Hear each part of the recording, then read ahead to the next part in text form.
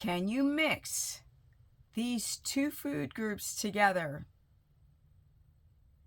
and get fat? On any diet, on carnivore diets, on keto diets? Let's go find out what these two food groups are.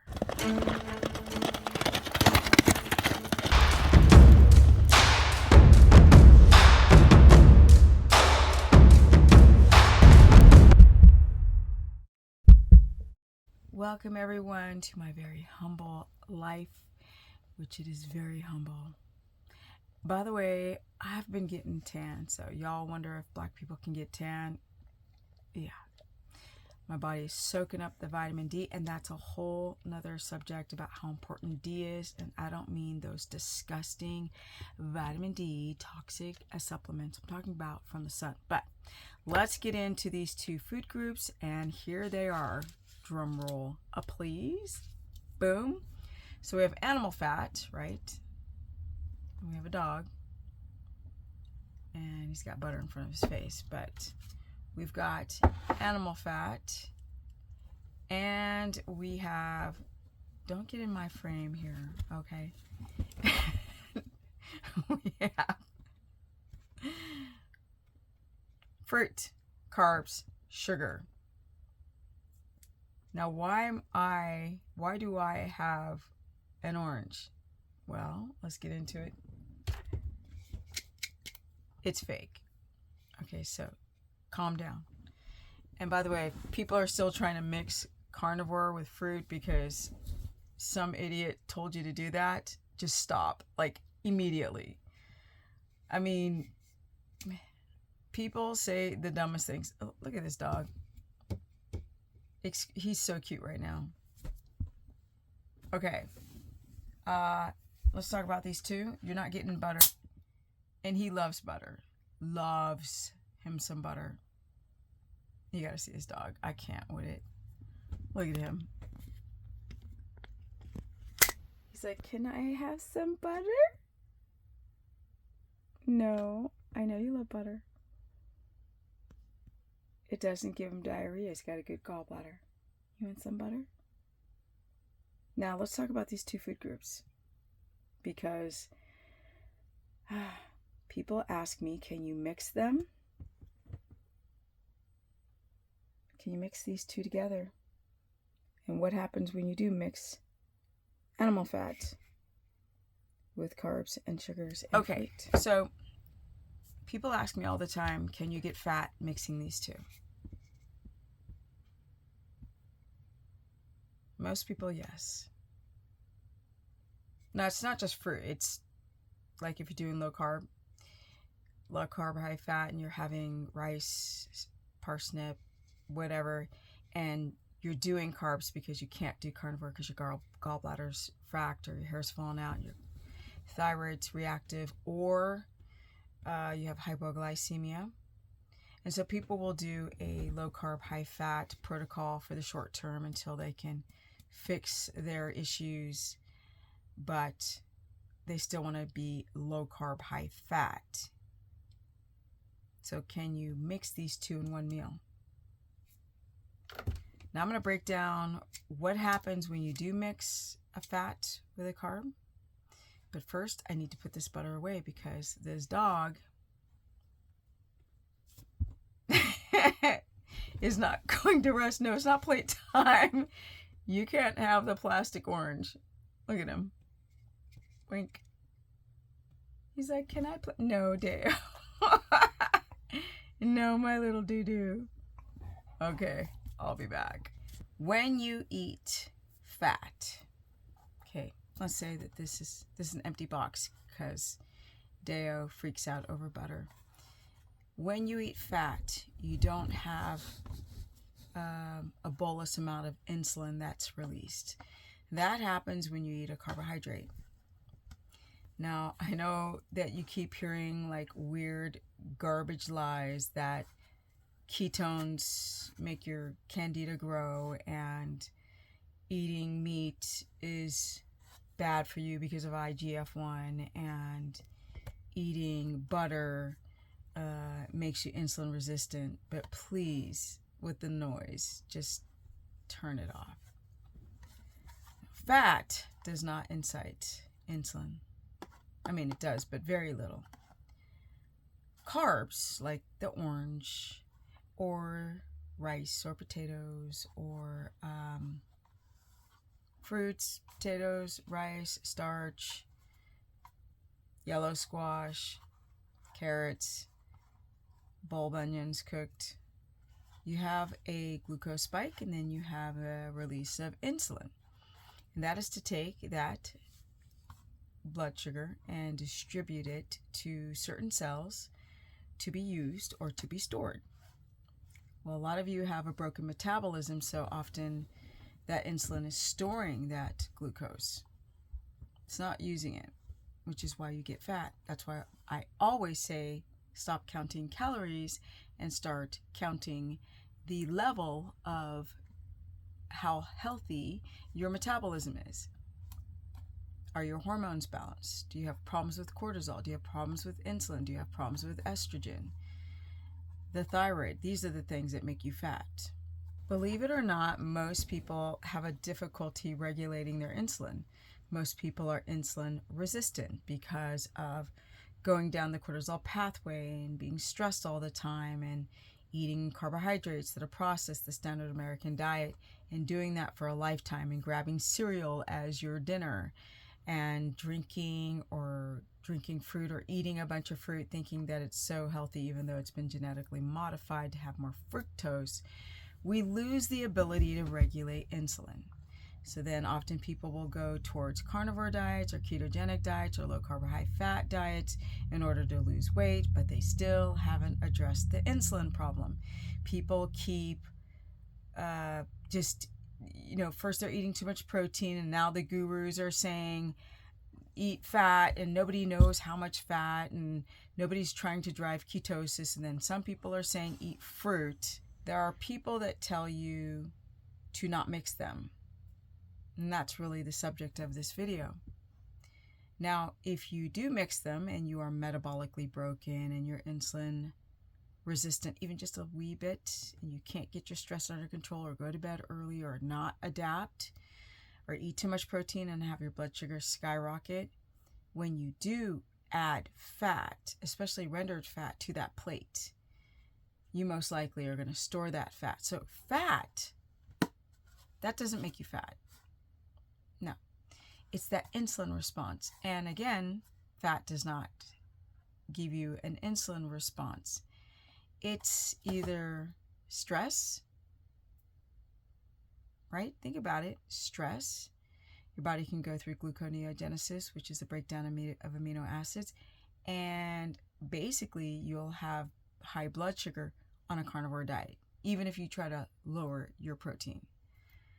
So if your blood sugar's up and you're a bit insulin resistant and then you have a lot of fat, you're going to store it. You are. It's very difficult to get into ketosis, especially for those who have a hard time changing their life. Their whole lifestyle has to change. People still want their coffee. People still are having like a cookie or two if they're out with friends, or some alcohol. Essentially, you have to cross that bridge and make that decision, because you can't blend the two, because it wrecks your metabolism to not either drive ketosis or be glucose dependent. So as you know, if you mix fat and carbs together, you can get fat. It's not the fat. It's the fact that your blood sugar is running high. That's if you eat a carb. So should you eat fat with carbs? Well, yeah, but there's a certain level before you start to store it. I would say for those who are doing low carb, high fat, to have no more than 2 tablespoons of fat with their carbs. For those who are super active, you can go up to 3 tablespoons of fat on the plate with your carbs. If you start going up to 4, 5, and 6, you might store some of that fat that you're eating. Now, if you're on a ketogenic or /ketovore, like a keto carnivore-ish diet, you will not store the fat that you're eating if you regulate your insulin. So keep your stress down. And just because you're not eating the carbs doesn't mean you're not having that glucose response. Your body can skyrocket its blood sugar if you can't get the stress down. That means, what is stressful? Fasting. A woman today on my private group said, I still don't understand why you're against fasting. And I'm like, because food is energy and food is tools to fix the car. And when you're running around, because we're not starving anymore, there's no feast or famine with a modern human, then you are zinged up, going down that cortisol pathway. And when you go long hours without eating, the body has to break itself down and convert it into glucose. And it's converting, your body's converting proteins like collagen and skin and bone marrow into glucose to try to reestablish energy. And then you start to develop insulin resistance. And then you start going into storage mode because your cortisol's up. You're not in ketosis. And your metabolism slows down, your estrogen dominates, and boom, you start storing. But if you keep your stress down and go to bed early and connect to the world and the sun and get some vitamin D, and you eat high quality foods and eat every 3 hours small meals and get enough fat in and lower your protein and sleep well, that's key, then the insulin becomes sensitive. So then when you eat a lot of fat, you don't store it. Your body uses it to convert into ketones. Your body uses the fat for the brain, for the cell lining, for your lungs, for your eyeballs, for your brain, for your reproductive hormones from the cholesterol. The skin, I mean, it's amazing when you get fat into the dermis layers, how it's anti-aging. Clearly, because soon I'm going to be 57. But with that said, yes and no, can you mix fats with proteins? Let's say if you're doing a low carb, high fat diet, can you mix the two? Like I said, yes. 2 tablespoons. And that's fine. 2 tablespoons is fine on low carb, high fat, at least 3 times a day, because we need the fat, because fat has the mothership of vitamins, not the plants. The fat, vitamin D, E, A, and K. And ironically, E and A is so good for your skin. You want to avoid eating a stick of butter with rice. That you don't want to do. If you want to get more, it's not that fat is great. You can have as much fat as you want while eating carbs. Then separate them. Then you might have your carbs in the morning with a tablespoon or 2 with fat, which is 15 to 30 grams. But then later, in between those meals, like mid-morning, you could do a carnivore latte, right? Where you have egg yolks and you pour a bunch of butter into the carnivore latte and you drink it, because you're not eating that fat with fructose or with a starch or with sugar. And then it's fine. Just separate them. But you can put them together as long as the fat remains 30 grams or under. If you got a very high metabolism, you can go up to 45 grams, which is 3 tablespoons. I hope this helps, because I need to go to bed. Yeah, there's going to be no working on the challenge tonight because I need to get some sleep. But I will start fresh tomorrow, and I will announce when it's done. It's not done yet, but soon.